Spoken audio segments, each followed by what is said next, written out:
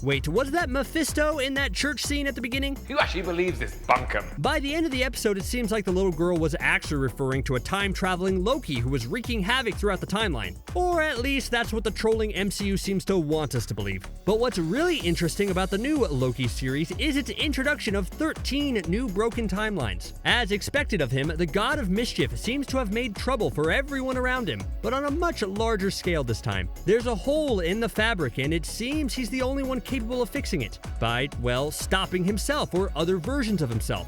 So buckle up and get ready to time travel.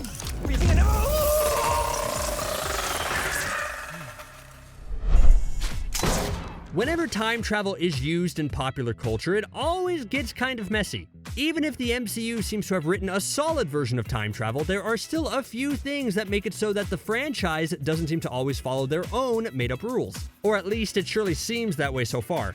That's where the new series Loki comes in.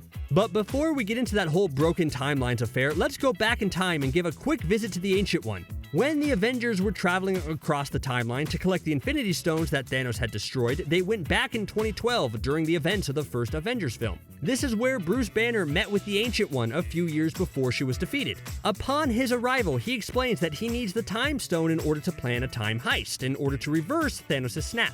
Using magic to show a visualization of the MCU timeline, the Ancient One explains that the 6 Infinity Stones act as a sort of anchor, keeping their reality together, creating what we experience as the flow of time. But if one of the stones would be removed from that universe, the flow would split into 2, creating a parallel universe. Bruce tells the Ancient One that after using the stones, they will go back in time to put them back where they were first taken. The problem is that when they were trying to get the Space Stone, or the Tesseract, Loki conveniently got his hands on it and vanished. While the team went back in the 1970s to get it from Howard Stark and Captain America returned it after, they totally forgot to take into account that Loki escaped with one of them. And that explains why the Time Variance Authority is after Loki, since the main timeline has been split into 2, and most probably more.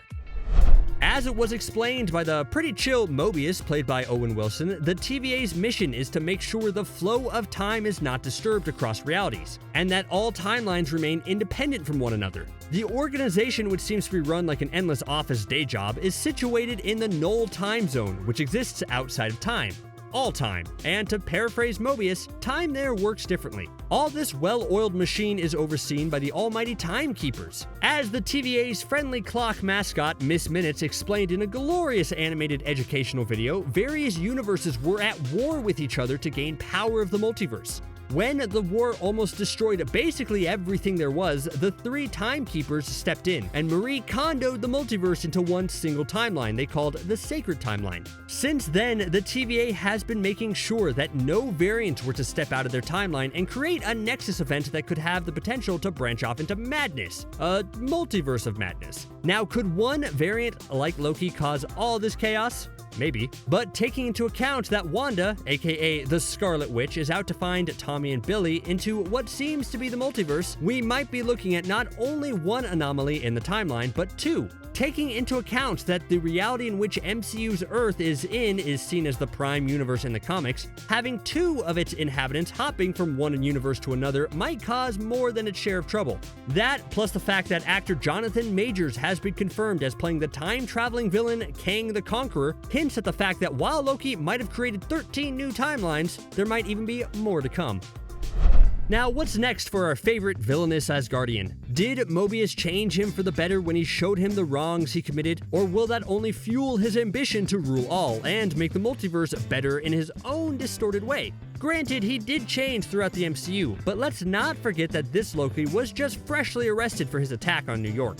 So a little TV recap of the life he spent as his other self might not have changed him into a good guy that quickly. While we'll most probably see him meet his Lady Loki variant or even his Kid Loki one, nothing proves that he won't ally himself with them instead of fixing the timeline problems he helped create. And with Kang the Conqueror joining the MCU in 2023, Loki might just want to keep the throne of all thrones all for himself, instead of letting Kang take it. However, taking into account Loki's track of being a backstabber and an opportunist, a problem arises. Would all these Lokis try to trick other Lokis into becoming the most powerful Loki? While teaming up against Kang would be the way to go for him, I doubt his ability to get along even with himself. Can you imagine for a minute variant Loki dealing with a hormonal teenager kid Loki? Sounds like a total mayhem to me, and I'm totally here for it.